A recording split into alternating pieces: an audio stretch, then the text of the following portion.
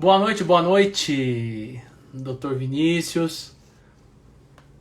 Vamos aguardar as pessoas entrarem. Hoje vamos falar de um tema muito importante. E é um tema que a grande importância do tema é proporcional ao esquecimento do próprio tema. Porque poucas pessoas... Boa noite, Érica. Boa noite, Nívia. Olá. Eu estava falando que o tema é importantíssimo, saúde intestinal. E poucas pessoas, infelizmente, se preocupam com isso. Mal sabem, Dona Toninha, mal sabem que o descuido com a saúde intestinal pode gerar doenças autoimunes, pode gerar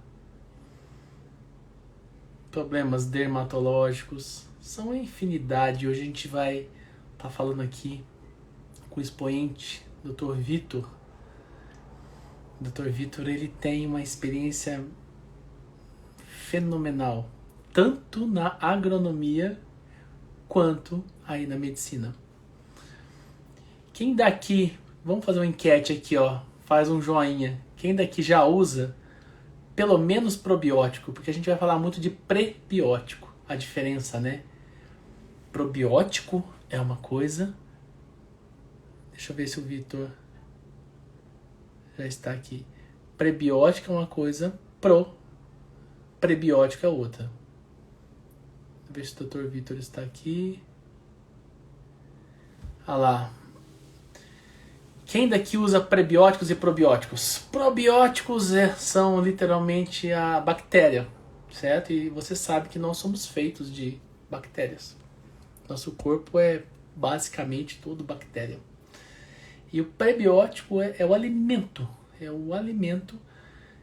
para essa bactéria. E muitas vezes nós estamos alimentando o nosso intestino com coisas ruins. Isso é, então quando você come uma chips, quando você come algo industrializado, você pode ter certeza que você vai estar modificando a sua flora. Acometendo, inclusive, aquilo que a gente chama de desbiose. Doutor, o que é desbiose? Desbiose é uma alteração qualitativa e quantitativa a nível do intestino grosso. Vocês sabiam, até o Dr. Vitor entrar aqui, vocês sabiam que... Deixa eu chamar ele aqui, gente. Espera só um pouquinho.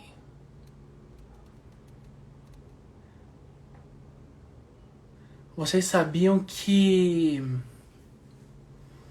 um dos grandes alimentos que causam inflamações a nível do intestino é o trigo. Doutor, mas eu como trigo no café da manhã, no lanchinho do meio da manhã, no almoço, no café logo após o almoço. Opa! Obrigado aí para quem tá falando Dia dos Médicos. Carlos Duarte, cadê seu cunhado?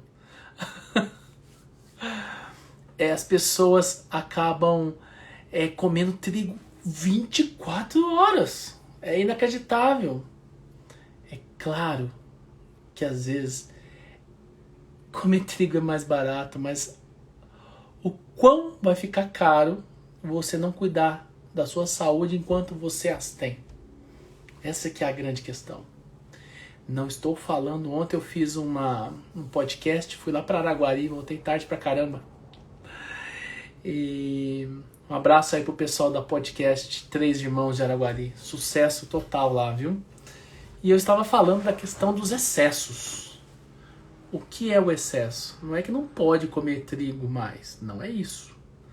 A questão é a frequência e a quantidade.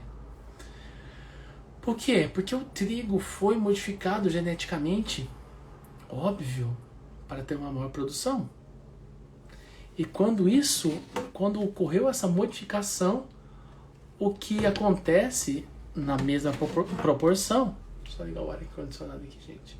O que acontece na mesma proporção é que... Liguei. é que aquilo que era, entre aspas, harmônico, passa a ser inflamatório. Porque quando chega essa molécula modificada, tá certo? Molécula modificada, lá a nível do intestino grosso, o que vai acontecer é que o próprio organismo começa a produzir anticorpos contra a proteína do glúten. E quando isso se faz, a grande consequência é que esses anticorpos vão atuar, principalmente inicialmente na tireoide, dentre outros elementos da própria parede intestinal. Então você começa a desencadear um processo chamado de inflamatório. Mas isso é uma inflamação crônica, não é uma inflamação aguda. E é justamente o que a gente não quer no nosso corpo, é ter inflamação crônica. Porque a inflamação crônica, ela é maléfica. Uma inflamação crônica é realmente tiroidite de Hashimoto, isso, eu vou comentar isso. É uma inflamação crônica, vai precipitar, inclusive, doenças autoimunes. Então, quando dentro da medicina integrativa a gente fala que é a nível de intestino que é a porta aberta para doenças autoimunes, para doenças de pele, para doenças intestinais inflamatórias. E por isso que a gente vai começar a entender o que nós somos, o que comemos. Tem um ditado Ayurveda que fala: se a nutrição é boa, o medicamento é desnecessário. Acho que o Dr. Vitor não está conseguindo entrar. Carlos Duarte, se você estiver aí, por favor, tenta intervir para a gente. Então, pessoal, ele tem que enviar o convite para participar.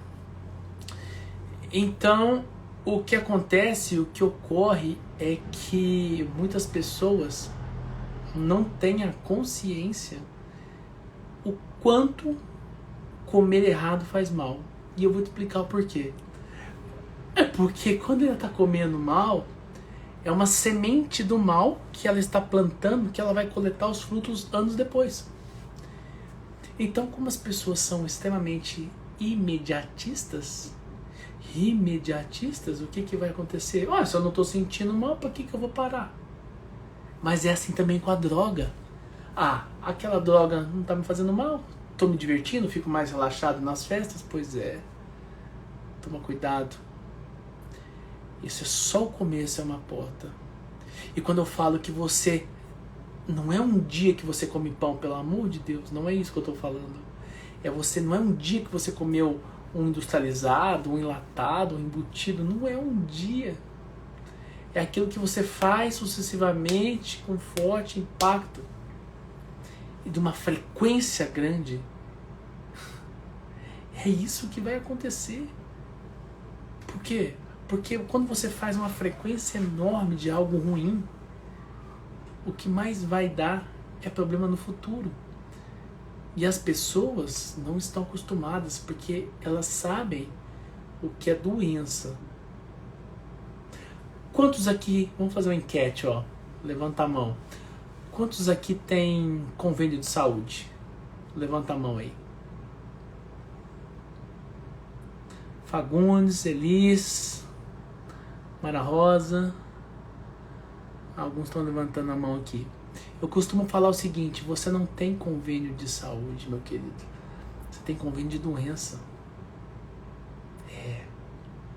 Porque as pessoas vão dar valor quando ficarem doentes. Entendeu? Então, o cuidar da saúde é muito mais simples do que a gente acha, mas ao mesmo tempo é complexo. É complexo porque precisa de uma decisão. E as pessoas têm dificuldade de tomar decisões. E as decisões são as escolhas. Vá fazer compra no supermercado, mas com outro olhar. Com outro olhar. Um olhar de ver o que as pessoas têm ingerido. Você vai perceber que as pessoas no carrinho estão Só coisas artificiais. Deixa eu ver se o Dr. Vitor chamou aqui. Só coisas artificiais. São coisas fáceis. São coisas fáceis. E o fácil, Andréia, boa noite. E as coisas fáceis, o que acontece são atalhos para caminhos. E quando a gente fala de saúde, não tem atalho. Gente, é muito mais fácil pedir uma pizza no iFood do que você ir no Verdurão, descascar, cozinhar, lavar, cozinhar. Manda um abraço pro Ricardo. Cozinhar, lavar. Concordam comigo? E outra coisa, sem agrotóxico. Entende? Se você olhar para a vida dos seus antepassados, mas muito mais do intestino. E olha que interessante, com a tecnologia que a Effion, né, produz, professor Abner, tudo bem? Eu estou falando aqui da saúde intestinal. Então, os antepassados cuidavam muito mais do nosso intestino. Você já percebeu? Se eu perguntar para o seu avô, para sua avó, o número de casos de que havia com câncer antigamente e que hoje não tem.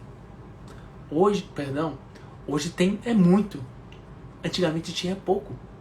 Então olha só, se o gene não mudou, o que mudou, vocês concordam que foi o quê? O ambiente e a sua nutrição. A sua nutrição pode ter certeza que está impactando na sua flora intestinal. Opa! F Nutrition.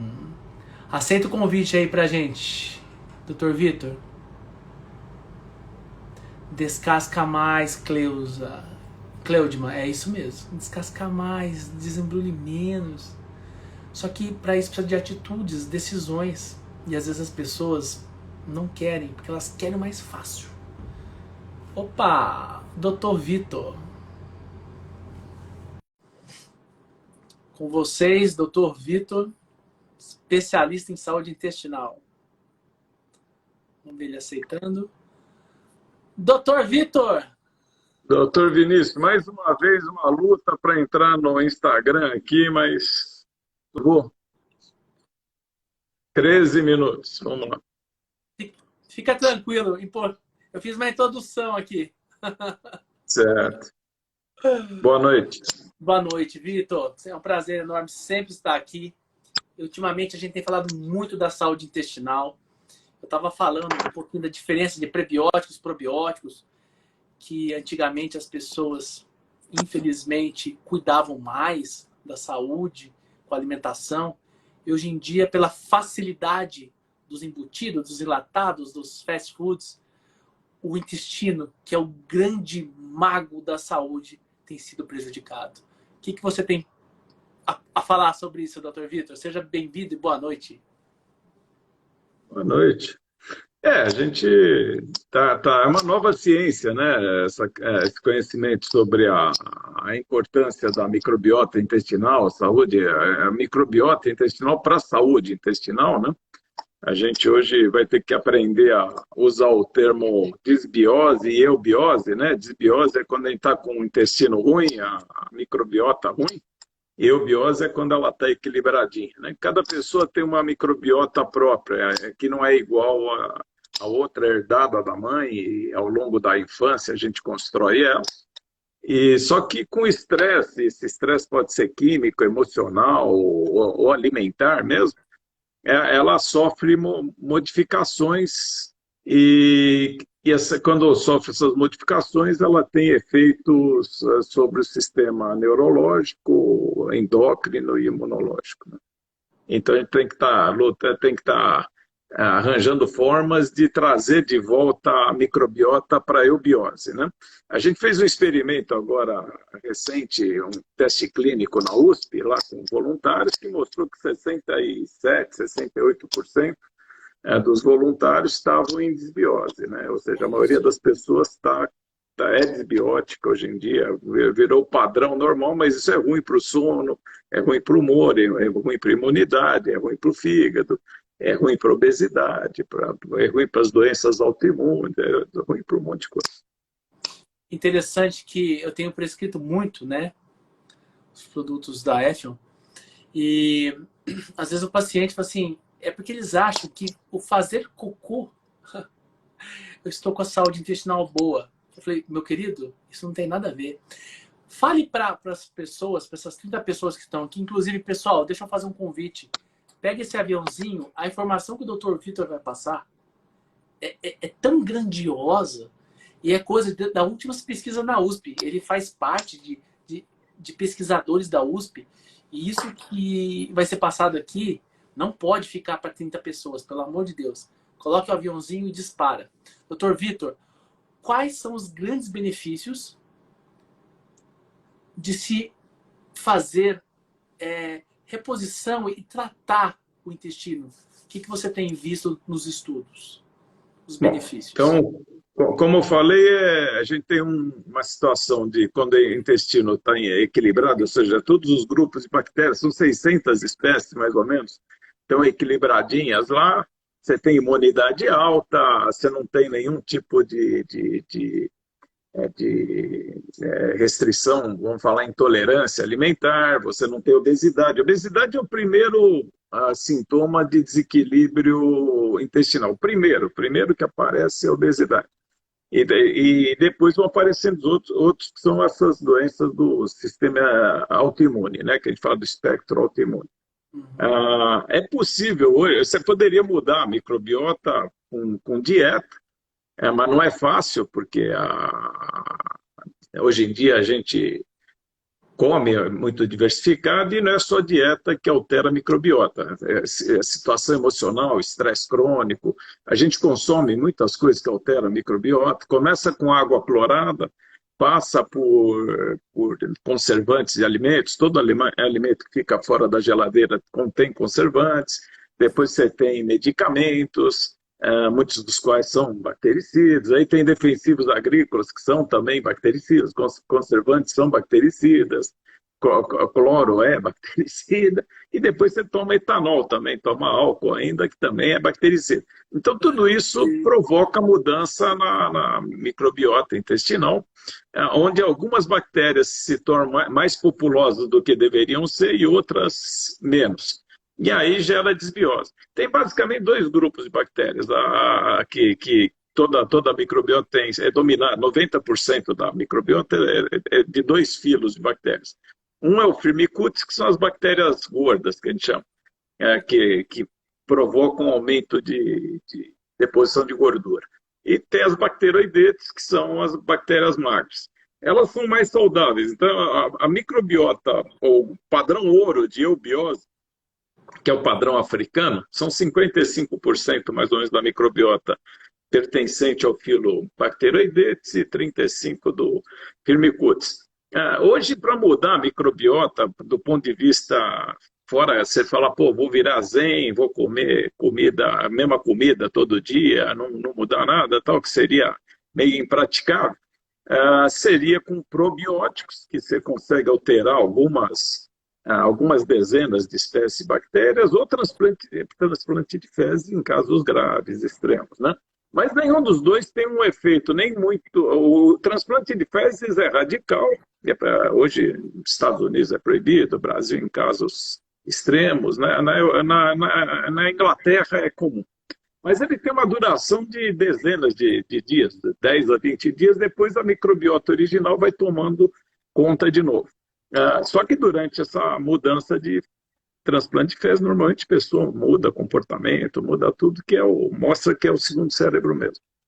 O que a gente está trabalhando aí na Ethion já há bastante tempo é com a modulação da microbiota, ou seja, sem a pessoa mudar os hábitos alimentares, fornecer aquelas substâncias que faltam numa alimentação que compensem o efeito de estresse alimentar ou emocional.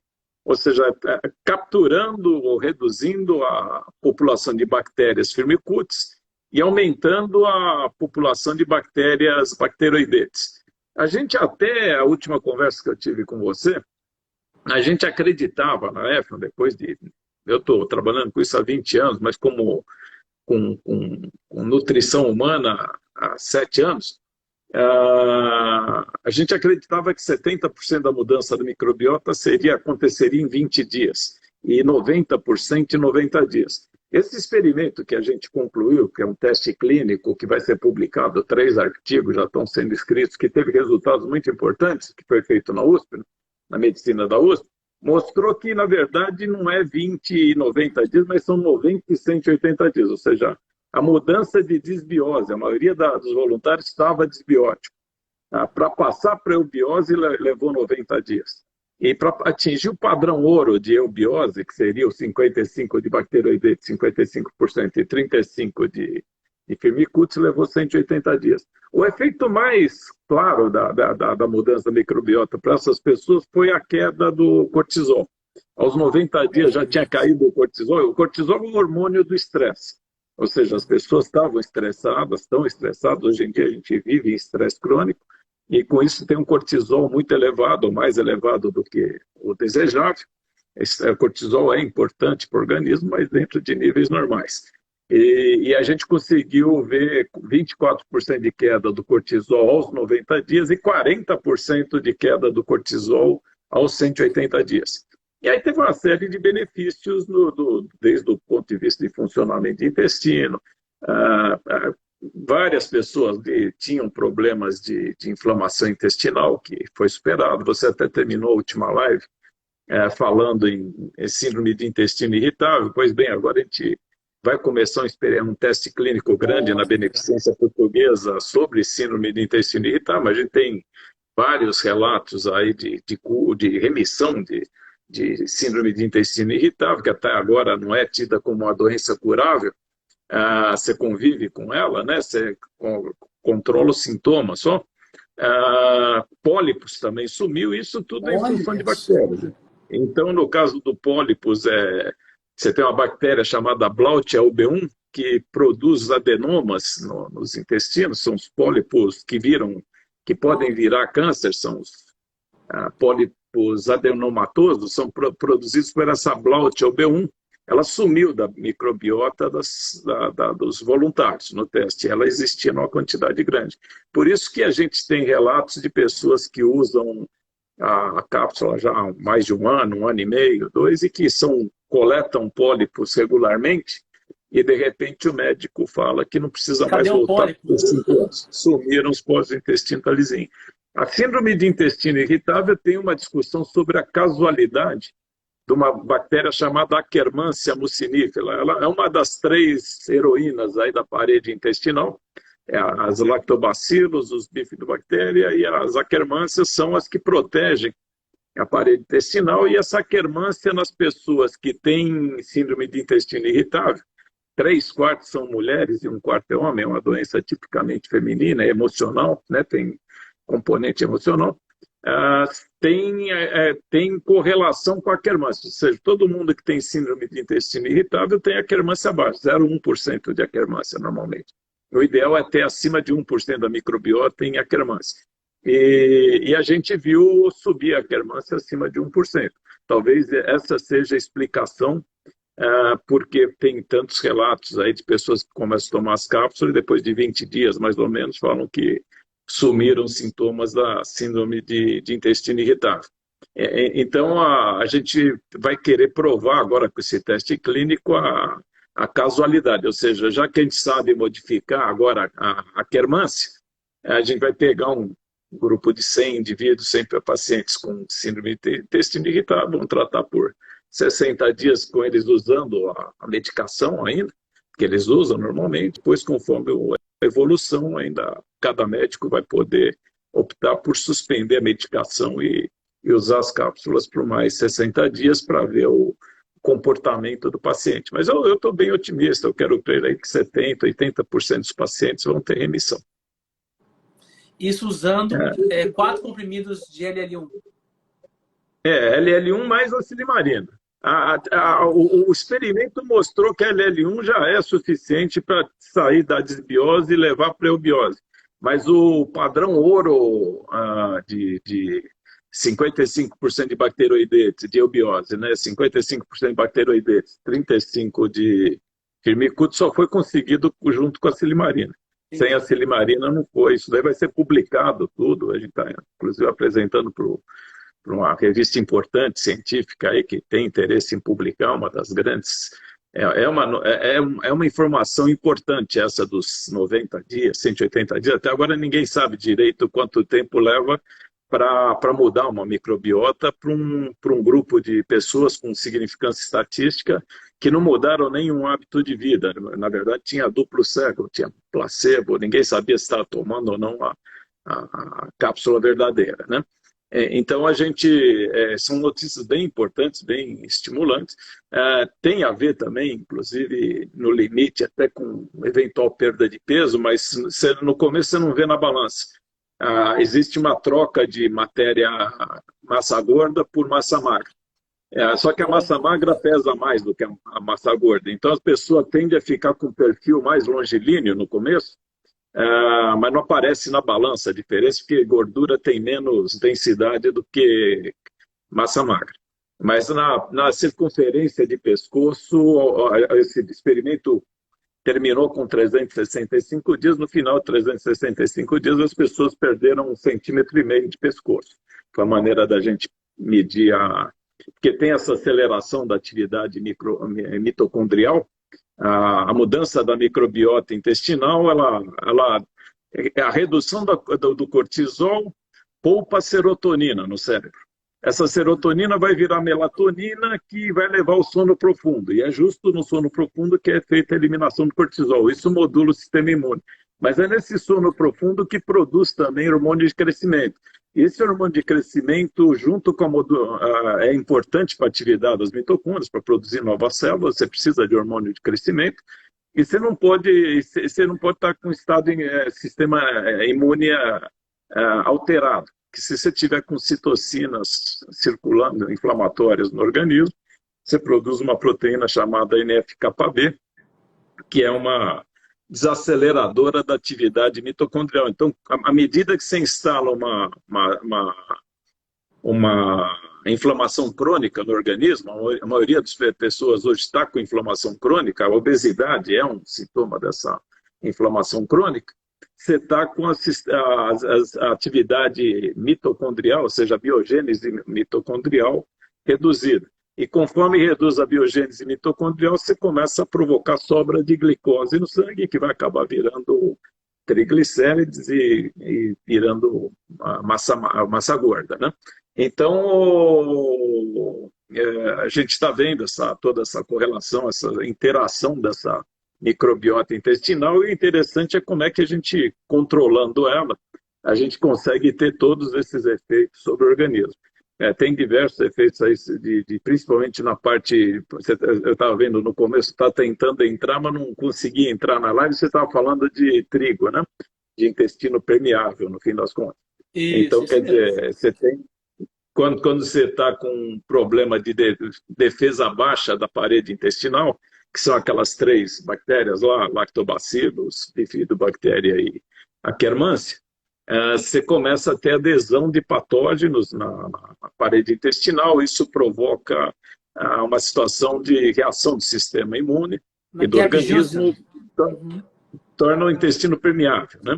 E quando você torna o intestino permeável, você permite a entrada das proteínas do glúten, lá principalmente a gliadina, que provoca uma reação imune muito mais forte, né?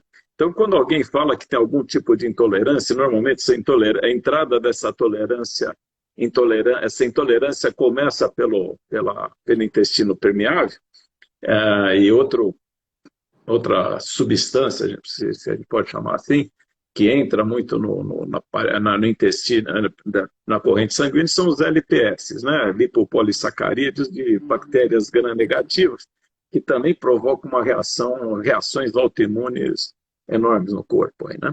Então, hoje, para medir a permeabilidade da parede intestinal, a gente faz exame de LPS no sangue, né? Quanto maior o teor de LPS no sangue, significa que está mais permeável o intestino. Isso significa que a parede intestinal está menos protegida precisaria mais, né?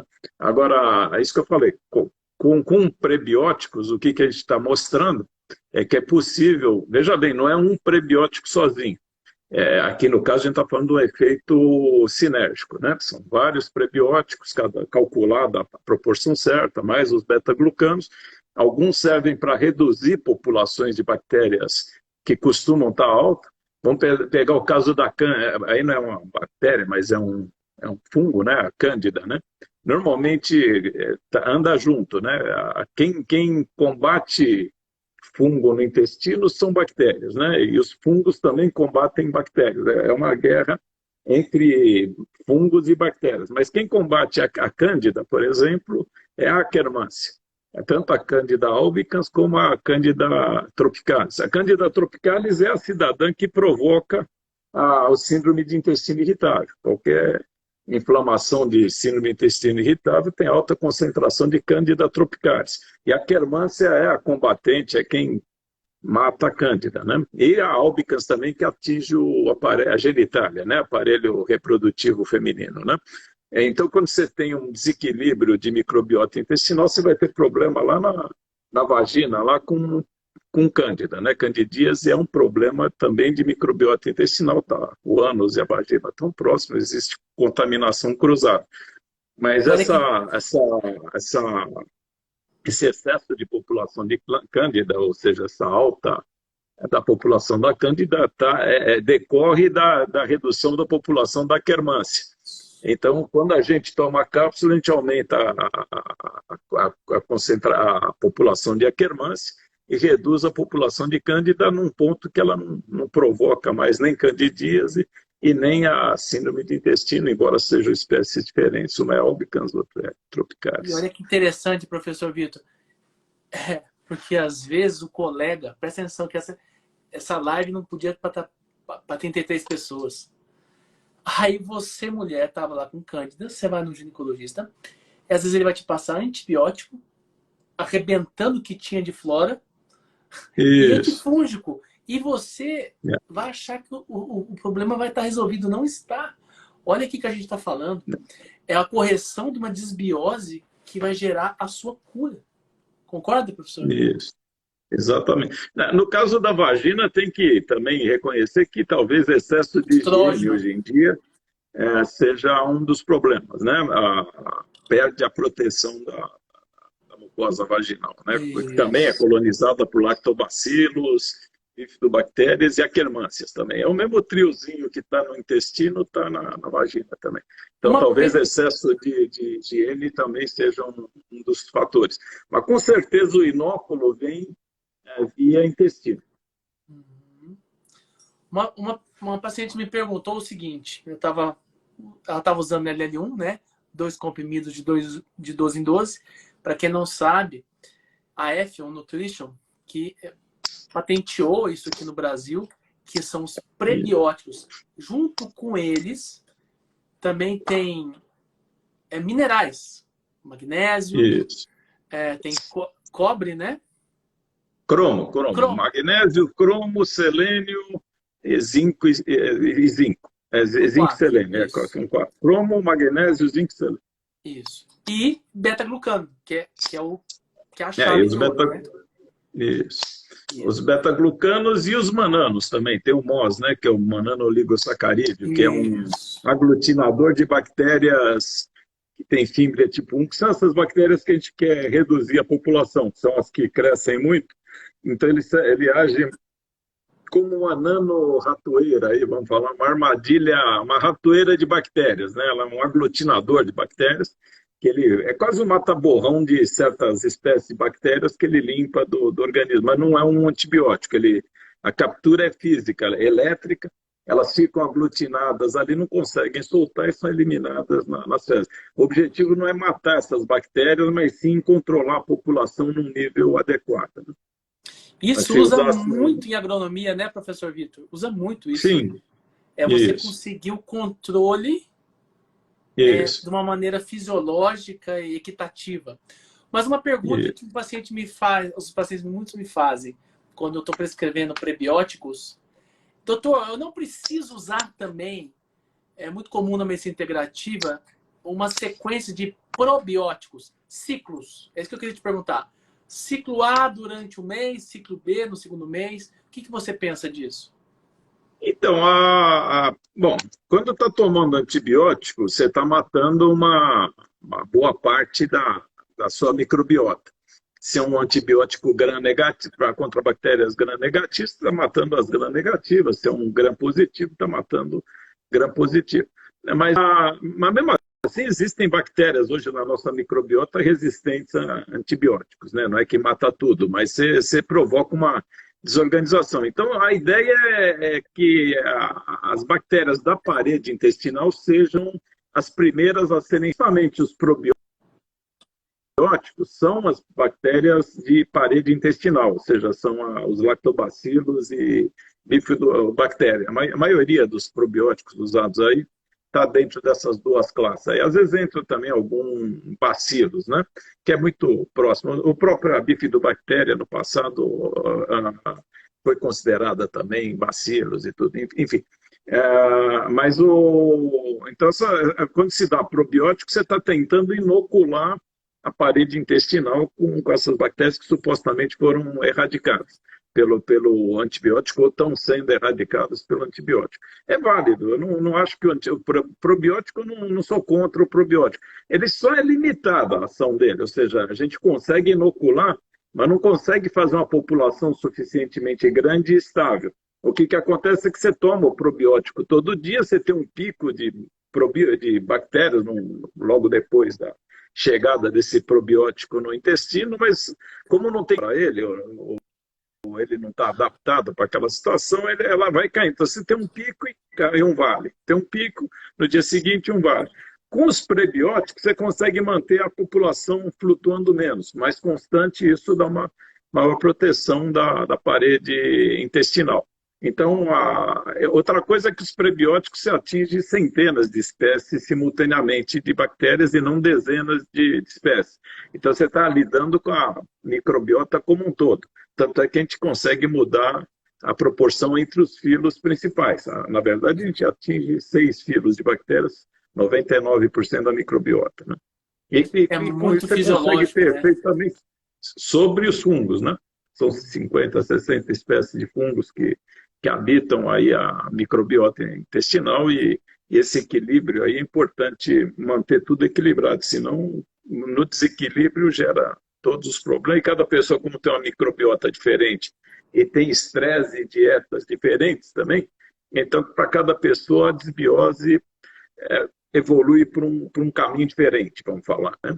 Não é todo mundo que tem as mesmas sintomas, né? As mesmas reações. Doutor Vitor, só para as pessoas que entraram aqui depois, vamos recapitular. A gente está falando de prebióticos, que é o alimento para as nossas bactérias, para criar uma harmonia dentro do intestino, para uma doença chamada disbiose, que é uma alteração qualitativa e quantitativa das bactérias. Aí, a Ethel, graças ao Dr. Vitor, fez todo esse estudo de prebióticos, né? O medicamento chama LL1. Normalmente, em adultos, a dose é 2 comprimidos de 12 em 12, ok? E sempre associada a silimarina, que é muito conhecida há muitos anos para melhorar o hepatócito, mas viu que a nível intestinal também tem um poder importante, não é isso? No caso do nosso uso, além desse efeito hepatoprotetor, nós usamos a silimarina como um protetor de serotonina e de dopamina. Ela tem vários estudos mostrando que ela tem um efeito contra a desaminação dessas duas aminas. Dopamina é uma amina e a serotonina também, o nome técnico é 5-hidroxitriptamina. Essas duas aminas tendem a ser destruídas pelo cortisol, ou seja, ser desaminadas, né? E a silimarina tem um efeito de tentar evitar a ação do cortisol sobre a serotonina para permitir que sobre serotonina no fim do dia para o sono profundo e para a eliminação do cortisol. Mas a gente não mistura no momento ainda porque a legislação brasileira não permite. A gente está terminando os estudos que a Anvisa precisa para estudar, para analisar Sim. o, a autorização da mistura de um fitoterápico que não está previsto na legislação, não tem nada de errado com ele, como fitoterápico ele pode ser consumido, mas a legislação brasileira é restritiva para o uso de fitoterápico misturado com suplemento alimentar. Ele está entrando com o mesmo pedido no FDA, no Food and Drug Administration dos Estados Unidos. E provavelmente vão ver qual dos dois aprova mais rápido. Mas eu não tenho dúvida que vai ser aprovado, porque os resultados que estão tendo são muito promissores, assim, proporcionam um benefício, como eu falei, para essas doenças que a gente está começando Isso. agora, os testes clínicos com as doenças de intestino, né? Principalmente a síndrome de intestino irritável e pólipos, né? Essas duas a gente tem evidências fortes, tem explicação técnica que eu te dei, são as bactérias que provocam elas são reduzidas drasticamente. No caso da síndrome de intestino irritável, o aumento da Quermansia mucinífera, reduz a população de Candida albicans, que é albicans não, tropicalis, que é quem provoca a síndrome do intestino, ou pelo menos existe uma suspeita forte de que seja. A gente vai tentar provar essa casualidade, eu acho que vai provar. E no caso dos pólipos adenomatosos, aí, os adenomas intestinais, isso já está provado que a Blautia LB1, que é uma bactéria que provoca, só não sabe como controlar ela, né? E a gente observou que, pelas análises metagenômicas de microbiota dos voluntários, que ela foi reduzida praticamente a zero, 2 potências de 10, né? Reduziu 99% a população delas, né? Mas olha só, para quem entrou, então, eu sempre vou estar resumindo, tá? É importante esses prebióticos que o Dr. Vitor está falando para a questão intestinal, para pólipos, para doenças inflamatórias, mas fazer reposição de prebióticos vai alterar a sua imunidade, o seu sono, concorda, doutor? A questão do cansaço e disposição, porque altera o limiar do cortisol. O que mais que vocês têm visto de benefícios para as pessoas? Olha, imunidade a gente costuma demonstrar que fazer teste com vírus aqui no Brasil não é fácil, né? Praticamente é impossível, né? Com o teste clínico, né? Só em casos fortuitos. Mas então a gente procura demonstrar como ela aumenta 70% mais ou menos a IL-10, a interleucina 10, que é a citocina que comanda o sistema anti-inflamatório, sistema inato, né? Que é o dos macrófagos, tal, que é importante para controle de viroses, né? Para segurar viroses inicialmente. E ela reduz a TNF-alfa, que é uma citocina do sistema inflamatório, que reduz em 50% a produção de TNF-alfa. Então, você tende a ter um sistema imune inato mais protagonista, durando mais tempo de protagonismo. Normalmente é 3, 4 horas, ele talvez vá 6 a 8 horas de protagonismo. Isso para uma imunidade, principalmente contra vírus, é muito importante.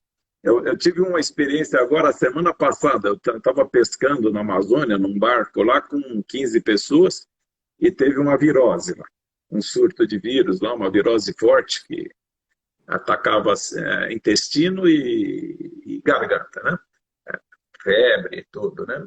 Tinham das 15 pessoas, 5 tomam as cápsulas já há algum tempo, já há mais de um ano. As 5 foram as únicas que não tiveram nenhum sintoma, assim, quando muito arranhou um pouquinho a garganta por um dia, mas passaram ilesas, né?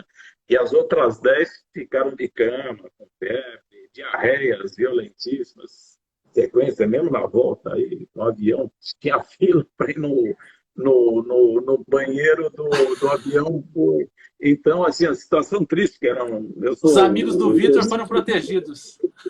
Então, todos são amigos lá, mas aqueles que tomam as cápsulas já há algum tempo, a gente não precisa nem ser pesquisador. Olhar e falar, o que aconteceu que esses 5 não tem nada e o resto está todo mundo. Então, assim, seria falsidade da minha parte fazer qualquer afirmação em cima disso, assim como foi no caso da Covid também. A gente tinha 17 pessoas tomando as cápsulas antes da Covid, que ainda não eram comerciais, eram pessoas que trabalham com elas, né, os pesquisadores, basicamente. E aí, com o advento da Covid, muita gente, aí, parentes e amigos, saíram pedindo para tomar as cápsulas também, que sabiam, já tinham ouvido a gente falar da imunidade. Realmente, todo mundo passou relativamente ileso, ou seja, tiveram sintomas fracos da Covid. Não é que não pegaram, a gente, entre os médicos lá na USP, a gente falou, ó, se para morrer de Covid você precisa ter um inóculo de 10 a sétima de vírus, vamos falar que e 10 a sexta você vai para o hospital, ficar internado um tempo, e 10 a quinta que você só tem os sintomas. No nosso caso, a gente reduziu 2 potências de 10, ou seja, quem tomou um inóculo de 10 a sétima teve sintoma de 10 a quinta, quem tomou um inóculo de 10 a sexta teve praticamente sintoma nenhum, seria um equivalente a um 10 a quarta. Então, assim, esse sistema imune inato, ele funciona muito bem. Agora eu dei um outro exemplo. Só que a gente não tem como provar isso com vírus, no Brasil, principalmente. Acho que em nenhum lugar do mundo. É difícil fazer teste com vírus contaminando pessoas, né? Me conta, Então, Vitor, do sono. Oi? As pessoas perguntaram demais aqui sobre sono. Então, sono é um assunto que a gente seria a nossa próxima etapa aí de pesquisas aí. Tem várias evidências usando pulseirinha de sono, etc. A gente tem a explicação para isso, que é justamente essa questão da preservação da serotonina. E a mesma serotonina também é a mesma serotonina que faz o peristaltismo, né? Embora ela não se comunica, a serotonina cerebral é produzida na glândula pineal e a serotonina intestinal, aí vamos falar, é produzida nas células enterocromafins, mas a serotonina tem ação vasoconstritora sobre a parede do intestino, é ela que faz o peristaltismo, ou seja, quem tem intestino preso, constipação, normalmente tem baixa produção de serotonina. E essa baixa produção de serotonina pode estar ligada a excesso de cortisol, que como a cortisol é um desaminador e ele está circulando no corpo todo, ele pode estar desaminando essa serotonina. Mas o fato é que quando você tem 4 espécies de bactérias que já são reconhecidamente, têm efeito, vamos falar, regulador sobre 4 neurotransmissores importantes. O lactobacillus, o bacillus, bifidobactéria, bacillus, lactobacillus, ruminococos e E. coli. E. coli, por exemplo, está relacionada inversamente com a norepinefrina, ou seja, a noradrenalina. Quanto maior a população, ou diretamente, quanto maior a população de E. coli, maior a produção de noradrenalina, ou seja, quando você tem estresse, você fica mais impulsivo, né? A noradrenalina faz pensar rápido, né? E para isso, quando você tem estresse, você produz adrenalina para juntar energia, para fugir ou lutar. A noradrenalina para pensar rápido, para tomar decisão rápida, e você tem que tirar a serotonina da ação da serotonina, para isso que produz o cortisol, entre outras funções do cortisol. Porque a serotonina é o hormônio da razão, da centralidade, né? Então você pensa muito, e no caso do estresse você não pode pensar, você tem que agir. Então o que acontece é que quando você está em estresse crônico e não consegue dormir direito, você entra num círculo vicioso de cortisol alto no organismo, o cortisol é imunossupressor, e aí você entra no estado inflamatório que continua, que entra num looping, né? Num círculo vicioso, e aí você acaba, que produz mais cortisol ainda, ou seja, inflamação é estresse. Então, quando você está inflamado, você está produzindo citocina, você está inflamado e está produzindo cortisol. E o cortisol está desaminando a serotonina, que é precursora da melatonina. Ou seja, quando a luz você entra na escuridão, o organismo começa a transformar serotonina em melatonina, que é quem te leva para o sono profundo. Melatonina sintética não funciona direito para sono profundo. serve para corrigir ciclo circadiano embotado. Mas então, você poupando a serotonina, além de melhorar o humor, você dorme melhor. Então, as pessoas que começam a tomar as cápsulas a partir de 90 dias, que é quando elimina a desbiose, né, e volta para a biose, é comum começar a notar sonhos mais intensos primeiro, e depois a pessoa começa a notar sono profundo mesmo. Né? Se tiver uma pulseirinha dessa que eu uso aqui, essa Mi Band, é a mais baratinha que tem, você consegue ver a evolução da qualidade, quantidade de sono profundo ao longo do tempo. Evolui por 2 anos. A gente tem experimento com várias pessoas, aí, com 17 pessoas, que a gente fez um experimento, não na USP, mas um experimento particular nosso, mas com as bandas e tudo, e a gente vê que a evolução do sono é um processo que evolui por 2 anos. Claro que se tomar medidas favoráveis ao sono também ajuda. Esses voluntários que foram testados não foram orientados a tomar medidas de sono, mas é bom clima, a temperatura mais baixa, dormir no horário certo, acordar no horário certo, não olhar a tela de cristal, enfim, não beber Chama cafeína higiene depois. do sono. A higiene do sono. Aí são aquelas 10 medidas famosas. Mas isso tudo ajuda, mas para levar para o sono profundo, por exemplo, hoje, quando eu comecei a usar minha bandinha aqui há 6 anos atrás, eu tinha a média de nota de sono 60, mais ou menos. Hoje minha média é 90 a 95, quer dizer, subiu bastante. A proporção de sono profundo na época era 18 a 20% do total do sono. Hoje eu consigo trabalhar com 30 a 35% de sono profundo, que é o ideal, perto de 33%, um terço de sono profundo. Então é possível melhorar a qualidade do sono. Não existe remédio para melhorar sono, né? Assim, para fazer sono de qualidade, tem uma série de remédios para te colocar para dormir, né? Mas não fazendo os 5 ciclos circadianos, os 5 ciclos de sono, né? Essa modificação da microbiota, naturalmente, ela traz uma melhora do sono e do humor via proteção de serotonina, que vira a melatonina.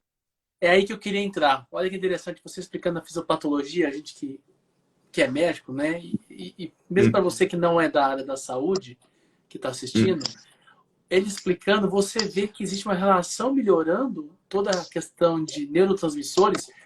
E aí eu vou fazer a pergunta. Há estudos ou braços de estudos falando da questão de ansiedade, porque hoje em dia o mal do século, né? Ansiedade, depressão, as pessoas melhoraram o humor, ficaram mais calmas. O que foi percebido em relação a distúrbios psiquiátricos de ansiedade e depressão? Então, isso daí também está bem no começo. Veja bem, toda essa ciência que eu estou falando aí nivelou o mundo e todo mundo está nivelado nesse momento com 5 anos, mais ou menos, de conhecimento. Que até as análises de metagenômica de microbiotas, tanto faz se intestinal, qualquer microbiota, a gente conhecia essas bactérias pelo microscópio. Até tinha nome, sabia o que elas faziam mais ou menos, mas não tinha noção das populações delas. É impossível contar bactéria de microbiota, são bilhões, trilhões, então não tem jeito. Com as análises de metagenômica de microbiota, quando se tornaram mais populares, disponíveis, populares é um termo ainda porque é muito caro até hoje, e demorado, né? Mas com o advento dessas análises de metagenômica, que é a análise do DNA, né, de toda a população de micro-organismos que está lá, a gente conseguiu ver as proporções, o tamanho das populações em porcentagem, ou seja, como é constituída em porcentagem, espécie por espécie. E aí, conforme ocorrem as mudanças, a gente está associando os efeitos, os sintomas que acontecem com essas mudanças, e isso que é a base dessa ciência. E a segunda etapa é o que a Efron está fazendo de como mudar essa microbiota, ou seja, a partir da hora que a gente sabe a correlação entre a maior ou menor população de cada uma, a gente precisa saber como manejar essas bactérias, e só probiótico não é suficiente para fazer isso. Então, eu estava falando que a gente já tem 4 grupos de 4 gêneros de bactérias, para usar um termo técnico, que eu tinha te falado, bacilos, lactobacilos, E. coli e ruminococos, que regulam quatro neurotransmissores, que é serotonina, dopamina, GABA e noradrenalina. Esses quatro neurotransmissores são regulados por quatro gêneros de bactérias que já se estabeleceu as correlações entre eles. E eles são os neurotransmissores que afetam o comportamento da gente, né? A parte de depressão, aí vamos falar, e outros problemas psiquiátricos estão associados. O que a maioria dos... A gente tem conversado com vários psiquiatras lá da USP que estão acompanhando, estão interessados, é que o psiquiatra hoje fica num dilema para prescrever medicamentos, que o mesmo medicamento para o mesmo diagnóstico funciona para um paciente e não funciona para o outro. Até então era tido isso como problema genético, diferenças genéticas explicavam, mas eles não conseguem explicar, não estão mais acreditando que isso é um problema genético. Até porque genética tem epigenética, ou seja, você pode ter o gene, mas o gene pode estar ligado ou desligado, mais ativo, mais expresso ou menos expresso, né? Então, o que eles estão vendo cada vez mais é que pode ter, de fato, a ver com a microbiota. E aí explica por que um medicamento funciona para uma pessoa e não funciona para outra. E o pior, tem muitas pessoas que não respondem a medicamento nenhum, em quadros de depressão ou quadros de problemas mentais aí. E com transferência de fezes, por exemplo, funciona. Está cheio de literatura aí já, principalmente inglesa, onde é permitido fazer transplante de fezes para fins mentais, vamos falar, para fins comportamentais, onde você consegue mudar completamente o comportamento de uma pessoa com um transplante de fezes. O problema é que o transplante de fezes dura pouco tempo. Ele dura 10, 20 dias. Tem gente que já fez dezenas de transplantes de fezes na Inglaterra, visando determinadas mudanças comportamentais. Então, com base nessas evidências de que transplante de fezes funciona para mudar ou alterar comportamento de pessoas, inclusive efeito de medicamentos, é que eles estão começando a achar que esse problema não é genético, mas de microbiota intestinal. Agora, falta comprovar tudo isso com algum suplemento. Então, no nosso caso, já existem pelo menos 2 psiquiatras aí começando a usar conjugadamente a cápsula Epion com os produtos, os medicamentos que eles usam, e estão observando as alterações de eficiência do medicamento, ou seja, medicamentos que não faziam efeito para uma pessoa sem a modulação da microbiota passa a ser eficiente com a modulação da microbiota. Mas isso ainda é bem... Não, mas eu já uso muito, viu, professor Vitor? Não tem nada publicado. Eu já prescrevo muito. Tá faltando 2 minutos, que eu tenho medo que o Instagram derrube a gente e isso não seja salvo. E tem que salvar. Várias pessoas, só para finalizar, perguntaram, tem 2 minutos ainda, sobre Hashimoto. Existe algum tiroidite de Hashimoto? Existe algo que você possa falar resumidamente de Hashimoto? É uma doença do espectro autoimune, portanto deve ter algum efeito. Eu não tenho experiência específica sobre Hashimoto, mas a gente tem melhora de funcionamento de tiroide. Isso num dos trabalhos que vai ser publicado agora, a gente tem a mudança de TSH dos voluntários que consumiram as cápsulas. Então, esse deu significância estatística, ou seja, melhorou, modulou o funcionamento da tiroide. Não é tão drástico como foi no caso do cortisol, mas houve mudanças, são as duas mudanças mais expressivas aí com significância estatística, foi TSH e cortisol. Depois que saem os estudos, professor Vitor, vamos fazer uma outra live até para a gente comemorar isso. Vamos. E Legal. Eu queria agradecer imensamente todos que estiveram aqui. Professor Vitor, obrigado por... É tanto ensinamento, é tanta experiência, que eu acho que é um desperdício para a nossa saúde, para a nossa ciência, porque poucas pessoas, poucos médicos conhecem isso daí. E às vezes, quando começam a falar sobre isso, eles falam assim, o que você está falando? E infelizmente É trabalho de formiguinha.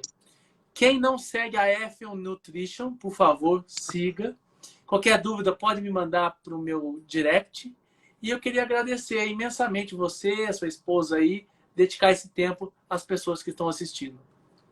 Não, eu é que agradeço, Vinícius, e todo mundo que está assistindo. Um abraço para todos. Obrigado, viu, Vitor? Um abraço a todos, pessoal. Obrigado, um abraço.